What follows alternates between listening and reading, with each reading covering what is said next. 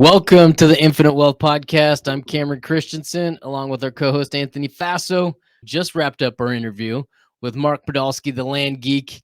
Anthony, what was a takeaway or two that you had? Well, part of what we're trying to empower our clients to do is to create passive income to be more than their monthly expenses. Mm-hmm. And, we talk a lot about real estate on the podcast, which is a great way to create real estate. But to be honest, if we're going to do long-term rentals, it's going to take a lot of time and capital to get that passive income up there. So another way to do that faster is starting a business. And with a lot of people, maybe they don't have much experience in the business or a capital, or maybe they don't want employees, or they're already working, so they don't have a lot of time. Flipping raw land in the middle of nowhere is a great opportunity. Mm-hmm. It's something that doesn't take a lot of time, doesn't take a lot of capital. But as Mark talks about, it takes grit. I will say, Mark made it sound very simple. And it is simple, but that doesn't mean it's easy. We've been flipping raw land as well, and there are some struggles to it, right? It's just like Mark says, it takes some grit. It's not all roses. Yeah, but the bottom line is it works. Yeah, it works. So if you're looking for how can I create some passive income, but I don't have a lot of time or money, this is an opportunity. So I'd recommend, obviously, listen to the podcast, but maybe check out his book or do some more research on Mark. I think it's a great opportunity. Cam, what was some of your takeaways? Yeah, speaking of time and money, he made a comment in there is that a lot of people have time problems and not necessarily money problems. The example that he gave was an attorney that, makes a lot of money on the earned income side, but was able to build a land business on the side, and it grew pretty quickly, 3 to 4 years, I think, 5 years maybe, was able to surpass his earned income, and he was buying back his time. And at the end of the day, I think that's what people really want, right? Is we want some sort of income so we can go do what we want, spend time with our family and do that. So I like the way that he said, do you have a time problem or do you have a money problem? So really good piece there. But you guys, hope you guys enjoyed this episode. Anthony, and one more thing you want to say before we get another thing we learned of a takeaway, the IWZ, right? The Infinite Wealth Zinger. And, we like to have fun on this podcast, and Mark was a lot of fun. And he had, I counted 8 zingers, but I was only counting the zingers on camera. And I was kind of taking points away from me, but really I would say he had 10. Yeah. So this is something I think we should start doing, is tracking these and seeing who is the winner at the end of the year. So right now it is Mark with 10. This is a fun interview. We've had him on before, and he is a great guest. I think you're going to find a lot of value on here. Yeah, great guest. We know him well, and we hope you guys get to know him. But today we interviewed Mark Podolsky, the Land Geek. He's completed in excess of over, I think he said 7,200 land transactions over the last 20 years, and he shares with us how to get started, how he's been able to build his business and scale it while working just a few hours a week. And he also tells us why he teaches other investors on how to do the same. Enjoy this episode. Take care. Welcome to the Infinite Wealth Podcast, where we teach clients how to build wealth and create passive income without the risk of Wall Street. All right, guys, welcome. Today we've got Mark Podolsky joining us once again. Mark, it's been way too long. We had you back on episode 25. Oh, is that what it was? It was. I looked before, and now we're approaching right around 200. So, man, great to have you back. Wow. So you literally had 174 boring guests. And it took that many guests to get to me. It was like it was a death march. We trudged through 174 people to finally bring you back, man. So we are excited. I'm excited. Thanks, guys. We had maybe 170 boring guests because we had one or two that worked. And both of those were CPAs. Yeah. Speaking of boring, Anthony's our co-host today. But Mark, what we're going to do is I was going to start this off, man, is I know how Anthony kind of got made fun of in high school and was called a geek, but how do you acquire the title of Land Geek? How did this come about? Start us there, please. I mean, you could just look at me and be like, okay, You know, Land Adonis is not going to work. And so I remember when I was going to start teaching the model to people, and I was listening to an audiobook, and I'm taking a walk around my neighborhood. And so, you know, my name's Mark Podolsky. No one's going to remember the name Mark Podolsky. And so I thought, oh, what would be a fun name that would be a good brand that would kind of represent me? Like, oh, I love technology. I love sci-fi. I'm kind of a geek. And so I thought, oh, well, what if I just call myself the Land Geek? That would be more memorable than my name. And so that's how I started it.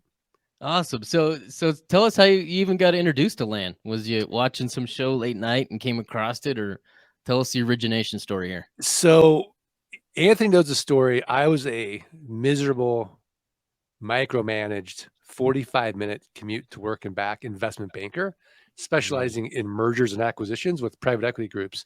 And Cameron, it got so bad for me, I wouldn't get the Sunday blues anticipating Monday coming around. I'd get the Friday blues anticipating the weekend going by really fast and having to be back at work on Monday. So my firm hires this guy, and he's telling me that as a side hustle, he's buying up raw land, pennies on the dollar.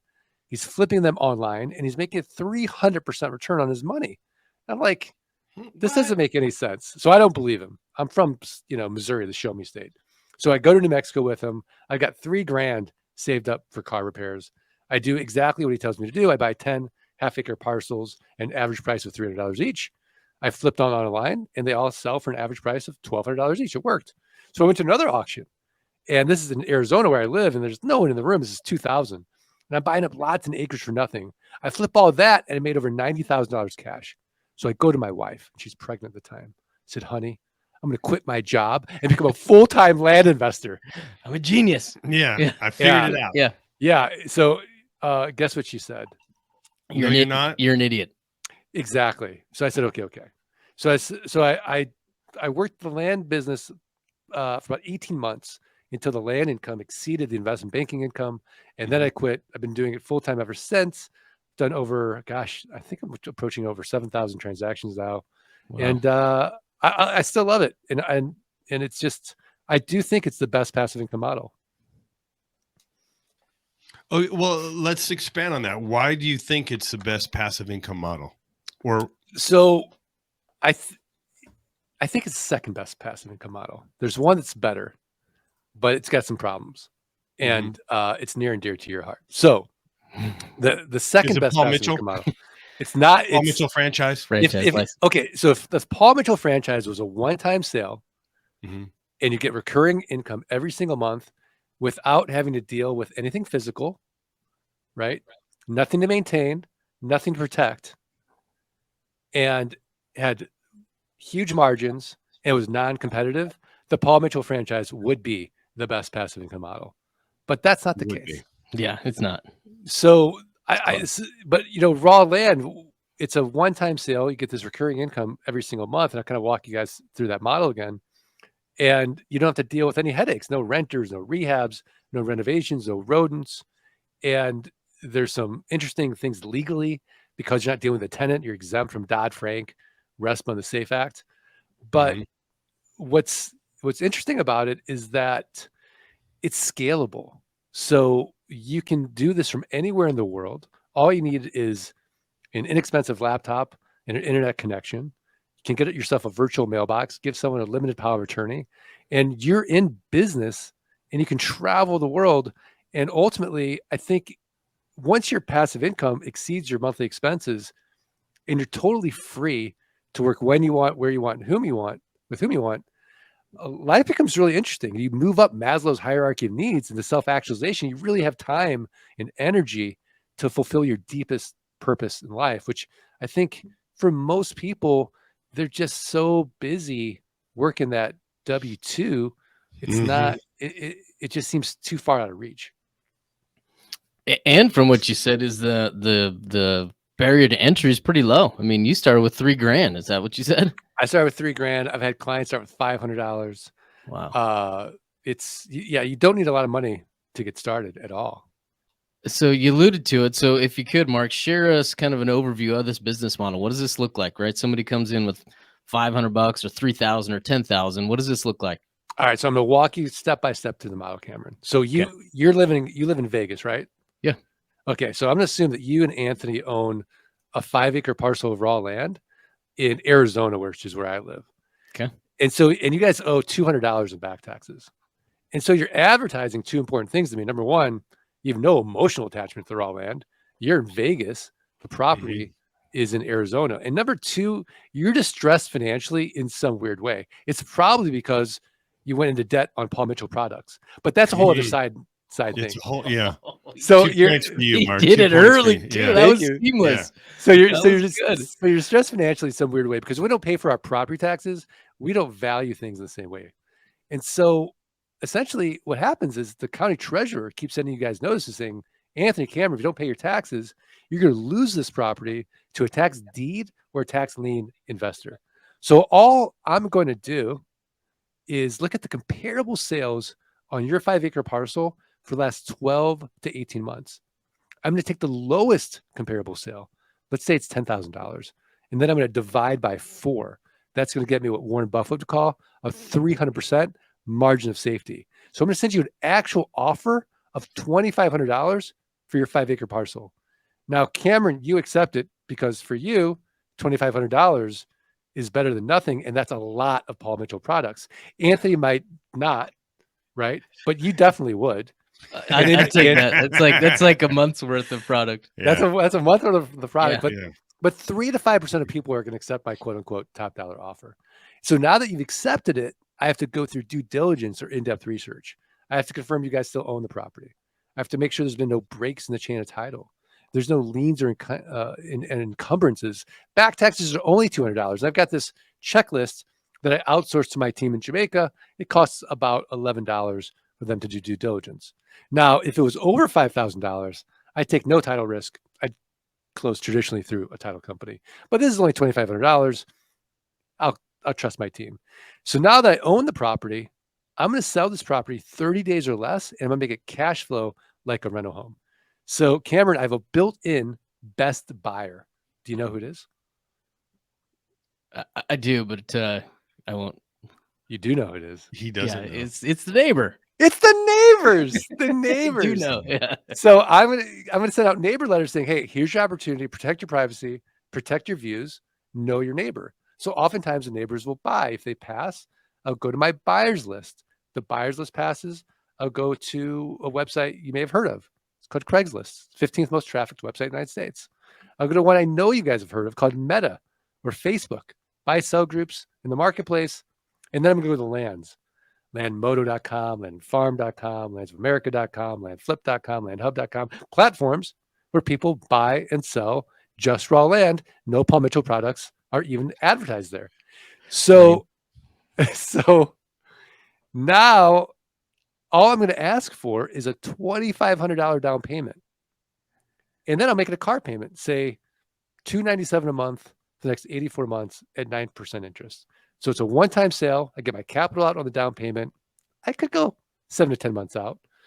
And then I'm getting $297 a month for the next 84 months at 9% interest, no rehabs, no renters, no renovations, no rodents.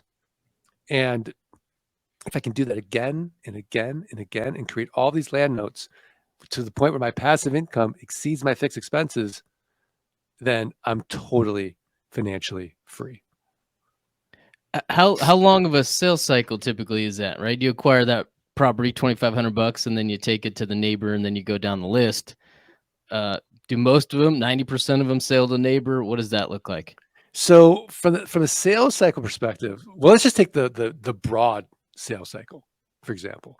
So it's like when I'm sending out offers, I'm going to budget about 4 to 8 weeks to get accepted offers back in. Now, there's 3 ways to buy land.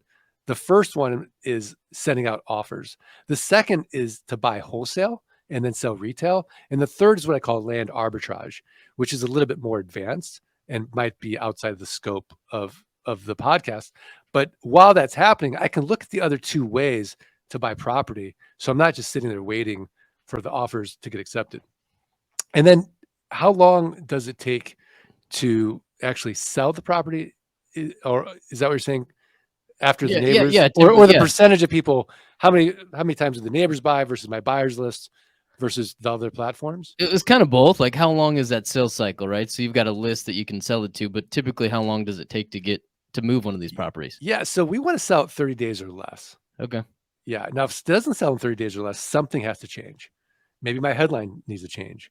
Maybe the down payment needs to be lowered. Maybe the whole price needs to go lower or higher. Maybe if it's too low, people think there's something wrong with the property. So some variable has to get isolated and changed and then tested and measured. Now, what happens if somebody stops making their payments? Okay, so in the case that Cameron, who sells, buys the property from me, right? So now he's making $297 a month payment to me, and one day he's like, "Okay, I'm out of Paul Mitchell product,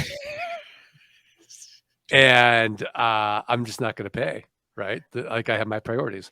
So yeah, exactly. He's got his priority, right? Yeah. So then I'll send him a notice saying, "Okay, you are now, it's 30 days past your due date." And this is all automated with software, by the way. So he'll get a notice and then say, "Hey, look, if you don't make your, make your payment in the next 30 days. So you have 30 days to cure your default. If you don't do that, you're going to just lose the property," because we use a land sale contract. So a land sale contract means that I own the property, and that until Cameron pays off his promissory note, then the property does not get deeded to him. It's different than a deed of trust like you would get with a home.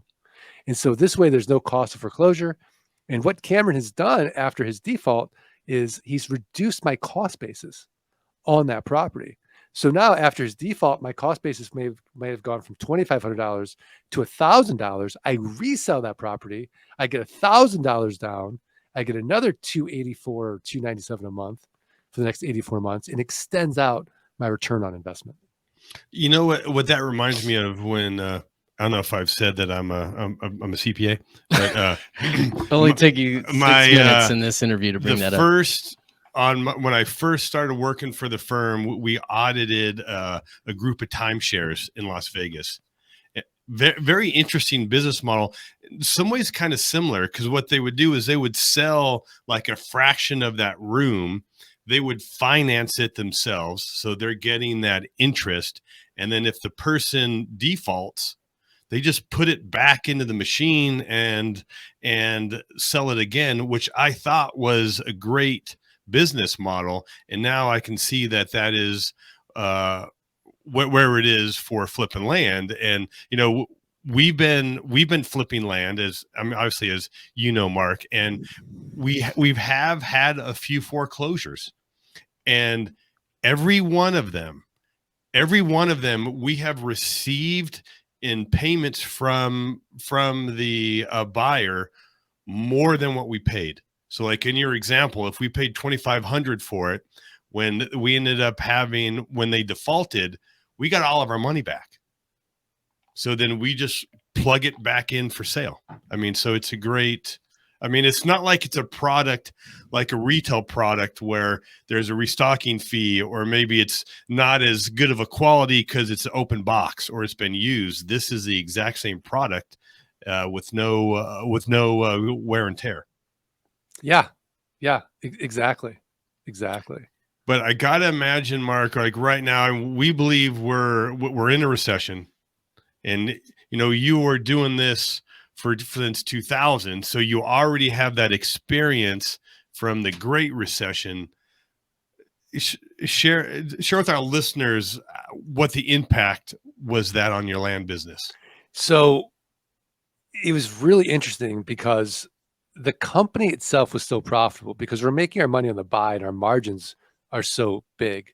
But from a cash flow perspective, 50% of my notes defaulted during the Great Recession.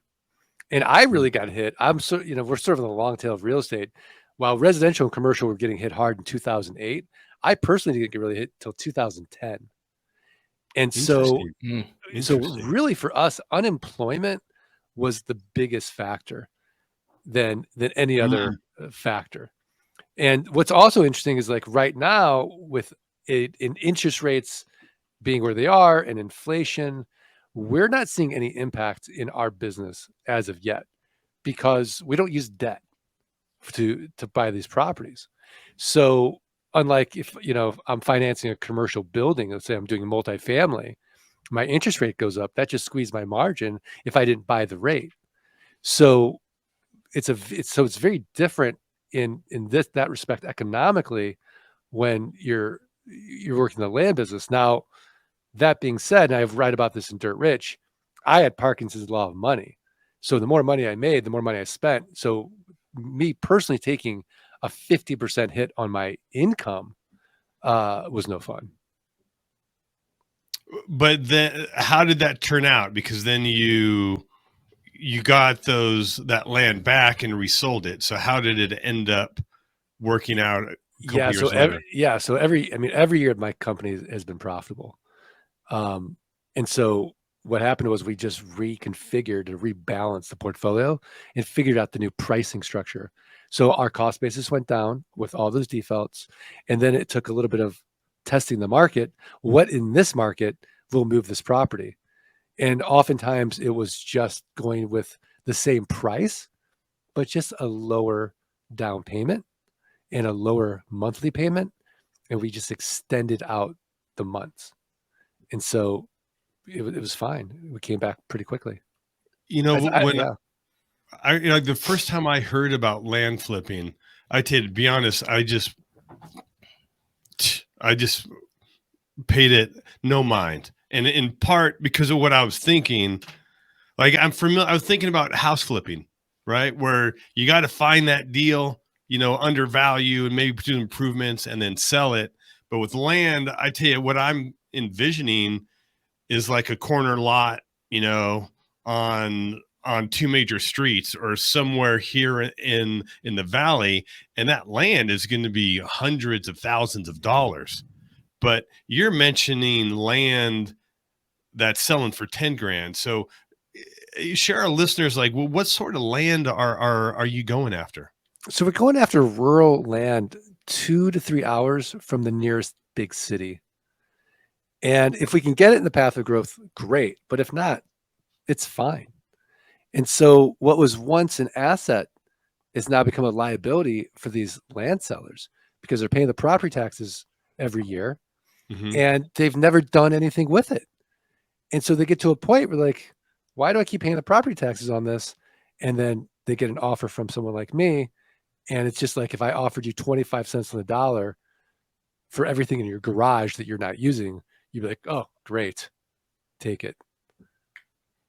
What I would also think is that with this type of asset class, it's very difficult to determine the value. It's not like, there's an MLS or, a Zillow. I mean, if I want to sell my house, somebody will tell me approximately how much it's worth, but how does that relate to when we're buying this raw land? Yeah. So you're talking about an inefficient market, and it's really what a buyer and a seller agree to. The comparable sales are all over the place, which is why I start with the lowest comparable sale.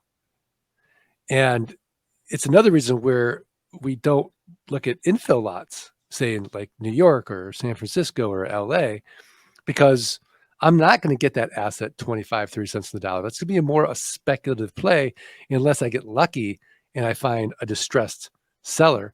But even a distressed seller, it's going to go the biggest, baddest land broker in town with a good infill lot. So when you're out in this more inefficient market, then that's where we're getting these 300 to 1,000% margins. Mark, you and I don't have the type of experience Anthony does in accounting, because if you didn't know, he's a CPA. And part of the CPA job is just to toil away in your office for hours on end. But how much time would just us mere mortals have to spend if we were to build some sort of land business? How much time do you devote to your land business? So I spend 30 weeks. I spend 30 minutes a week in my land business. And I just have a meeting with our acquisition manager and our team. And then I'm just looking at numbers. So really, once you build the team and so you want to use 3 levers essentially to scale a land business. You want to use other people's time. So we use inexpensive virtual assistants throughout the world. We want to use other people's money to grow your land business. And then we want to use software and automation. And so 90% of our business is automated with inexpensive virtual assistants and software. So when someone starts, what's the expectation, right? If someone comes to you and says, "Hey, I want to start a land flipping business," you got to build the team. How much time does it take to build a team? What does that look like?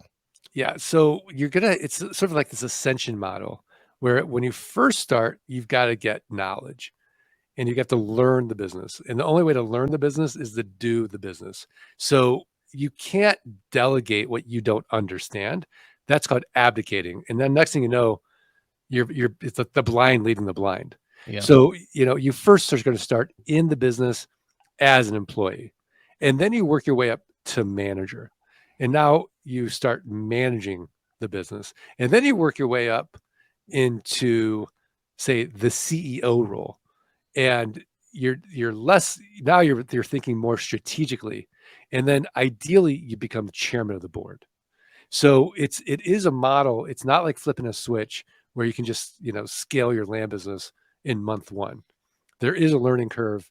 You need to get some pieces in place. You need to get competence and you need to get confidence as well. And then once you have those 2 pieces, then you can really take it to the next level. So I see for most of our clients, the first year is learning curve. The second year is where it really hockey sticks up. They get themselves out of the business and they've really built a passive income machine so that they can travel the world if they want.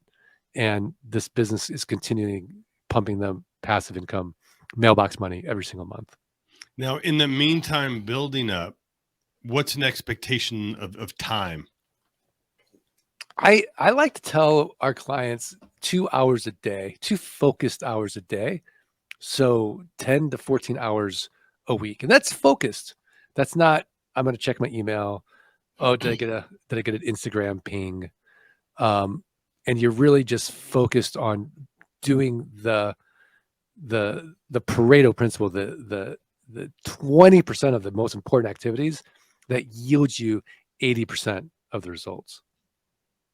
Okay. Now, just for our listeners, when we do a podcast interview like this, we are streaming it on our YouTube page and our Facebook page, which not only do you have the opportunity to listen live and kind of see Cameron before the video editor kind of makes his hair look even better, right? The best part is this can be interactive. You can submit your questions in the comments and we have the ability to ask our guest. And in order to make sure that you're aware of when these opportunities come, you should recommend that you follow our Facebook page and subscribe to our YouTube channel. That way you will be notified when we do have these interviews. So if you're here, you got a question, go ahead and put it in the chat. Now, Mark, what's like an ideal kind of skill set or trait or experience that you've seen for somebody to be successful in the land business? Like, I mean, I had no real estate experience when I got in. I think there's one trait, just one that you have to have, and it's grit. That's it. You need to have grit. And I think you need to have that in every phase of life because you're going to have to deal with setbacks. I love this idea of you're kind of like a hockey player. You've got to love hockey enough to get your teeth knocked out and get knocked down and get back up. It's the same thing in business. Yeah. Right. And you're going to have challenges. You're going to have to embrace the suck because there's 2 sides of this business. You've got the deal flow side. Then you've got the marketing and selling side. And oftentimes it's a rare person that loves the analysis and loves the deal junkie and loves buying the properties, 25, 30 cents a dollar. And then that same person loves marketing and then they love selling, right? So you have to play to your strengths and then be an expert at finding experts to fill in the gaps on your weaknesses, where you just have to be competent enough to be able to tell somebody, this is where I need you to help me to grow the business.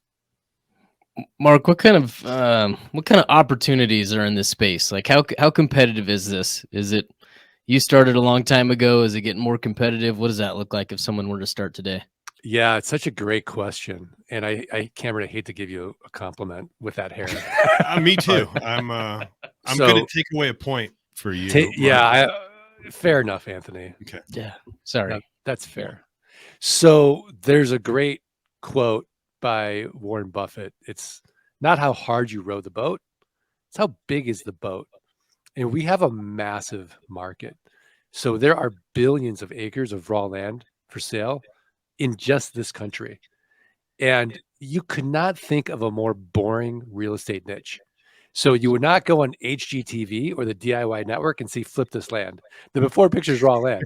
The after picture is raw land. If you go to a RIA meeting, a real estate investment association meeting, 100 people in the room, 99 of them will be flippers, wholesalers, and landlords. You and I would be the only land guys there. So we have a massive market. There's literally no one doing it. And there's no big money. There's no private equity groups. There's no hedge funds. You, me, a million people could be in this niche. We're all going to run out of money before we run out of deal flow. So tell us a little bit about your clients, right? If somebody comes to you, what kind of resources are available to them? What can they expect if they reach out to you? So there's a few different ways that we work with clients. It depends on them. So there's a do-it-yourself model. So if you're the kind of person that has a tremendous amount of discipline, like let's say like Anthony, who can wake up at 4 a.m, get to the gym by 5, right? And can watch some YouTube videos that have, perfect form on his exercises. Then we have Mark, are you spying on me? No, I'm just, if anything, that sounds more like Cameron. But I mean, I think Vicky said, help motivate Anthony get. That's awesome. So yeah. So if you have that kind of discipline, do we have a do-it-yourself course? If you have a little less discipline, you want to have it kind of done with you, right? And learn the model with you. We have something called Flight School, and that's a 16-week course, and that provides a lot more accountability. And then once you have graduated out of that, you can look into one-on-one coaching. So all along the line, we try to help everyone along the economic spectrum, if you will. What's you got some? I was going to say, what's maybe a success story that you've got? Right? Oh my gosh, I've got a lot of success stories. This is one of my favorites, just because I think some of the listeners who may have solved their money problems, but not their time problems, could relate to. So Roberto Chavez is a corporate attorney in El Paso, and he doesn't love it. And he knows that he's trading hours for dollars. And so he discovers land investing. And then his first year of learning the model, he's working part-time, remember, in this land business. He's working full-time as attorney. He builds his land business to $10,000 a month in passive income. His second year, he gets it up to $18,000 a month in passive income. Again, he's doing this part-time, and he goes down from 5 days a week to 3 days a week, working one day with his dad on his ranch, which I think was just, beautiful. And then another day doing whatever he wanted. And then his third year, he got to over $27,000 a month in passive income. And he quit his job and replaced his income as a corporate attorney. And now he's, I think in his fourth year, he's over $35,000 a month of passive income. He's married. He's traveling the world. He's solved his money problems. He's solved his time problems. And it's just an amazing thing for me to witness. Great story, Mark. I'm sure you got one because I know I've been to the boot camps and I've kind of talked to some people. I mean, so there you have a professional, somebody who also probably has some capital as well. How about a story? And I know there's many of a college student, or just, and I know there's a story of a high schooler, but Yeah, maybe share somebody who's kind of new, doesn't have a lot of world experience or a lot of capital. yeah. So Michaela Sorney was in college starting her land business part-time. And Michaela didn't have a lot of capital. So what she would do is she would just wholesale property. She would just flip, flip, flip. She didn't even start financing until she had enough capital that she could do that and had enough runway for that. So by the time she graduated college, she had built her passive income to over $20,000 a month. Wow. Awesome. Yeah. And again, this is part-time. She has a job right now, and she's still running her land business part-time, building it up. Man, talk about freedom, right? I graduated college with a whole bunch of debt. Thanks, mom and dad. Yeah. And then there's a high schooler who's 17, and she's working this business with her dad. And I don't know what she's at now with passive. I think it's over 2,000 a month, but I know it's way higher than minimum wage. Yeah. Working at, say a Cold Stone Creamery. Well, I'm a big fan of Cold Stone Creamery, but imagine being in high school and having $2,000 a month in income. Imagine being in high school and understanding business, right? Yeah, exactly. Now, Marco, we do have a question here from Esther. It says, where do you find the land to resell? Esther, just like Cameron, great question. I have a feeling she's a big fan of the Paul Mitchell products as well. Okay. Great mind. Think of Who isn't? Who isn't, Mark? See, I think that was like negates the point, because it's a compliment. You got another one. You're up to 6 right now. It's backhanded, yeah. Yeah. So Esther, let's just be honest, right?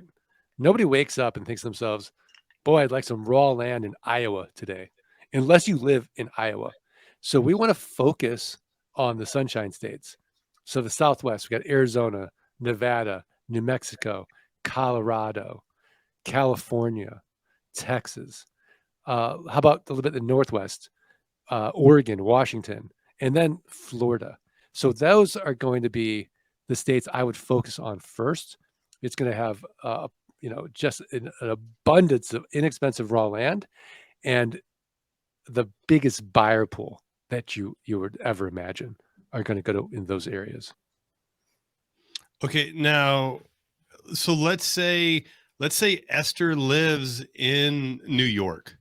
How can she buy land in sunny Arizona? So she's going to get a county list in sunny Arizona. So there's 3,007 U.S. counties, and she's going to go to, say, a site like landmodo.com, and she's going to do some county research, and she's going to see, well, where are all the land investors buying land? And then she'll see, oh, look at that. And then she'll start doing some research. And then she'll contact the county assessor, and she'll get a list of all the real property owners in that county. It's public information. Or if she really wanted to, she could go to a company like a datatree.com/Land Geek, get a discount, and buy a list like that as well.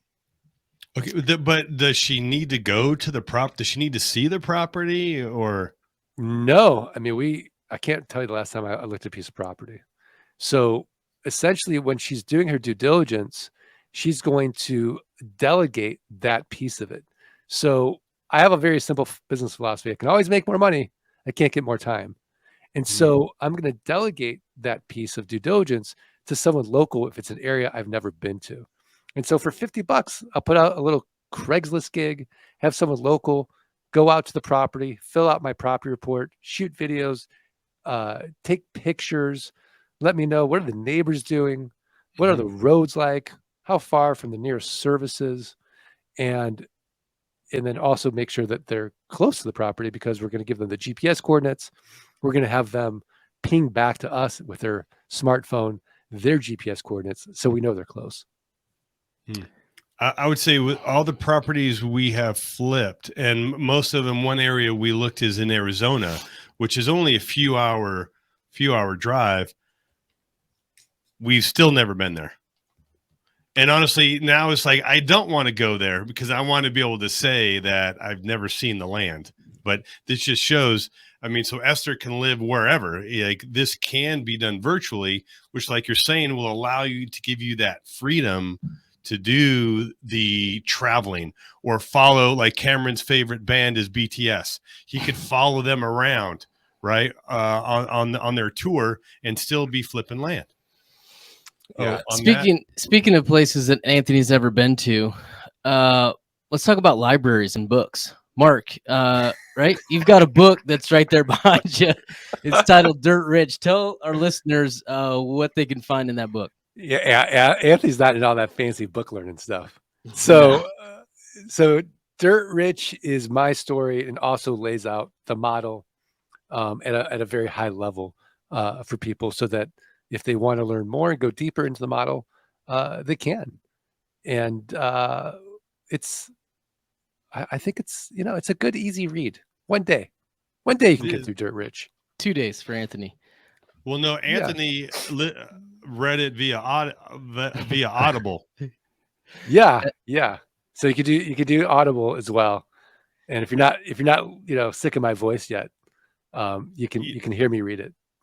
Esther just commented that she already read the book. Okay, so was it good, Esther? Did you leave an Amazon review? Okay.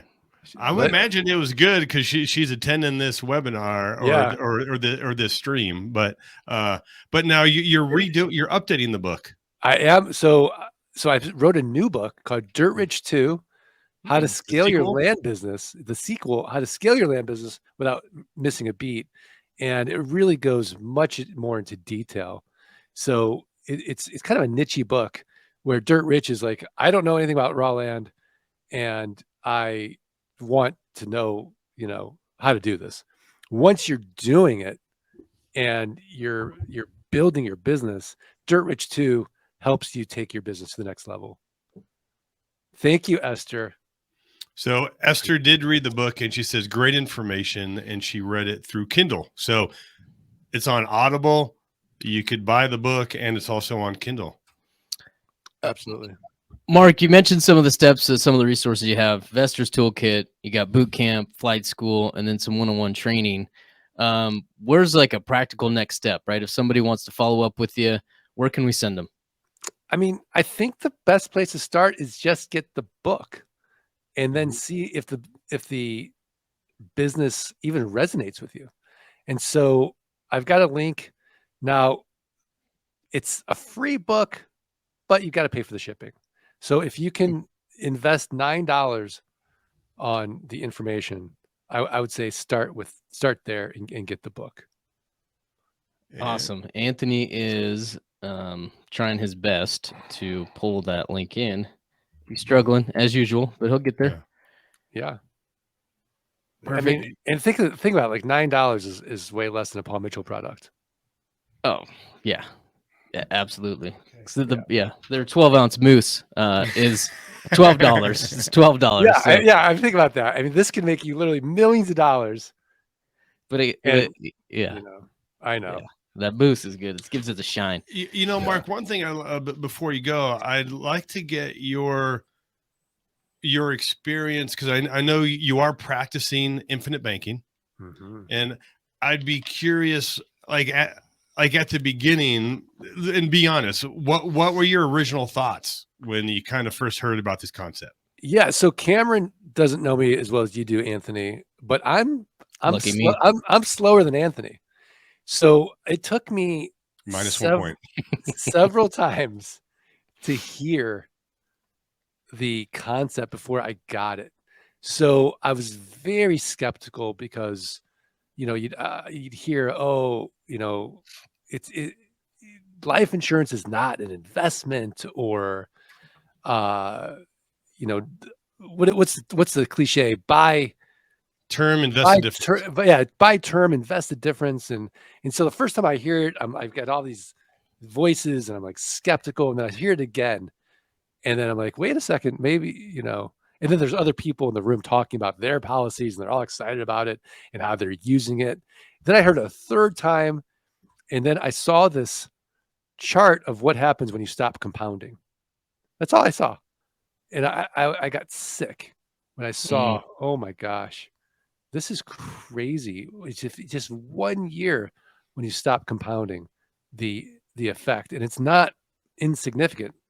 Like it compounds. It compounds. And so you never, once you understand the compounding aspect of it, and then you understand the ways that you can use it. I mean, we don't have to get into the details of all the other benefits, like, asset protection and tax benefits, like just the fact that I can compound my money and then I can borrow from it and I can play interest rate arbitrage and I can make 300% borrowing at say 5 or 6%.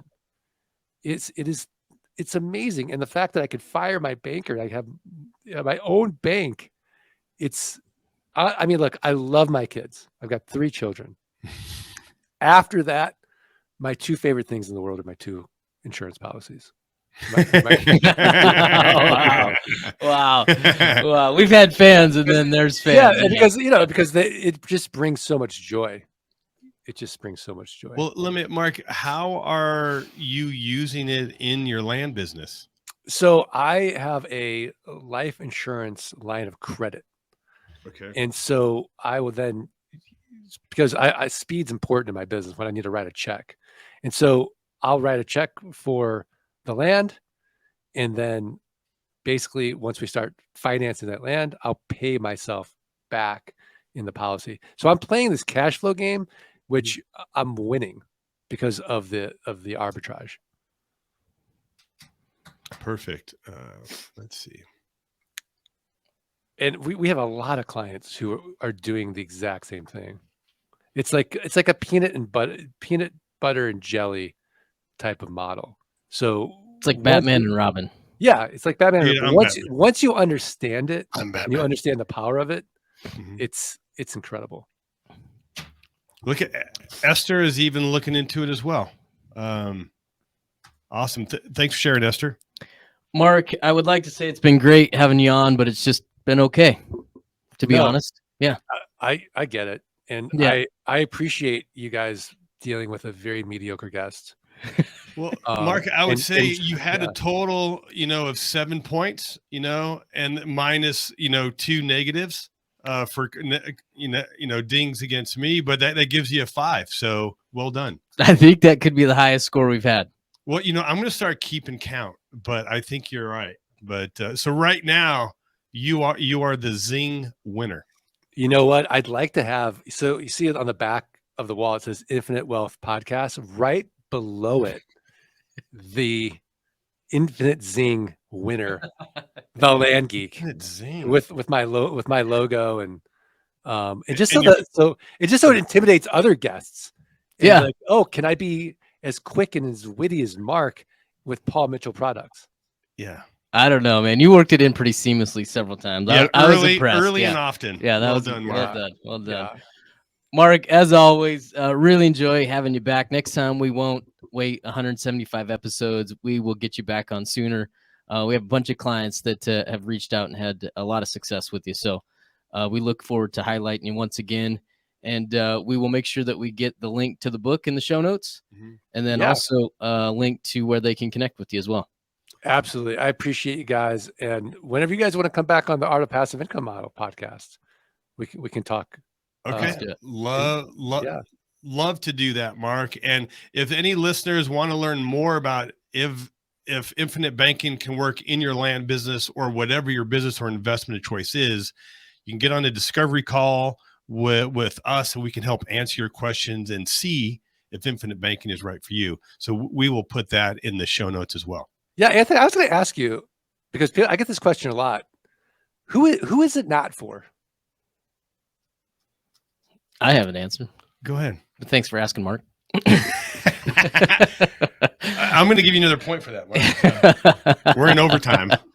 My answer is what I found is there's a lot of people that do not want to take control of their finances. They are more than happy to outsource that, right? So what people are typically traditionally taught is they outsource the money management part of their life. And so, hey, put it in a 401k, IRA, somebody else is going to manage it for you. And we've had people that have called in and said, hey, that's the model that I want to follow, right? Is I want somebody else to do it. And infinite banking is not a good fit for them. So it's more about the mental part of it, about, hey, I want control of my money because then I can go do X, right? So that's typically what I see. Outside of that, there's no money requirements, in my opinion, right? We teach the same concepts to somebody that's putting in, $1,000 a year to somebody that's putting in close to $1 million a year. So it's the same across the board. Yeah, I mean, we could have a whole conversation about this. It's so interesting, especially as, like I'm a Bitcoin fan, but when you first start looking at a cryptocurrency like that, you think, oh, I've got to be responsible now. We're just so used to outsourcing our finances to these institutions that, They could care less. They could care less. There's no benefit, and yeah, it's a different mindset. But hopefully, I'm raising my kids to not depend on them and do that. Exactly. Amen to that. Yeah. All right, Mark. Thanks again for your time, and you ended up with 6 points. So, man, you're just getting in there. So, well done, and yeah, well done, Mark. That's right. Thanks, guys. Appreciate it. Go make it a fantastic day. Take care. Thanks for listening, and be sure to subscribe so you don't miss out on the next episode. Also, check out our website, infinitewealthconsultants.com, to find our podcast along with other additional resources.